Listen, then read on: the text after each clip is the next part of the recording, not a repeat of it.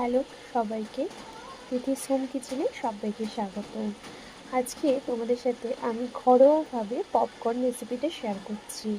তো পপকর্ন তো আমরা যে কোনো বাইরে খেতে ভালোবাসি, তো এরমভাবে বাড়িতে বানিয়ে দেখো, বেশ ভালো লাগে। তো প্রথমে আমি দেখো ওই যে প্রেশার কুকারের ওপরে যে সিটিটা আর ওর যে ওপরে রবারটা, ওটা কিন্তু আমি খুলে রেখে দিয়েছি। তারপরে দেখো আমি প্রেশার কুকারের মধ্যেই আমি বাটার দিয়ে দিয়েছি 2 চামচ মতো। তার মধ্যে পরিমাণ মতো গোলমরিচের গুঁড়ো দিয়েছি আর পরিমাণ মতো নুন দিয়েছি। এবার দেখো আমি পপকর্নগুলোকে কিন্তু পরিমাণ মতো ঢেলে দিয়েছি।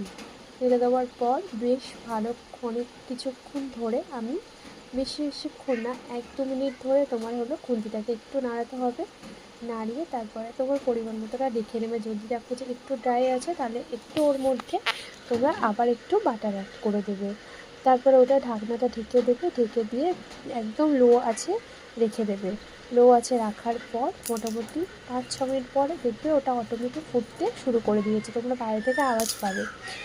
একদম ক্রিসপি ছিল। তোমরা এইভাবে বাড়িতে ট্রাই করতে পারো। ভালো লাগলে অবশ্যই চ্যানেলটাকে লাইক কমেন্ট করার অনুরোধ।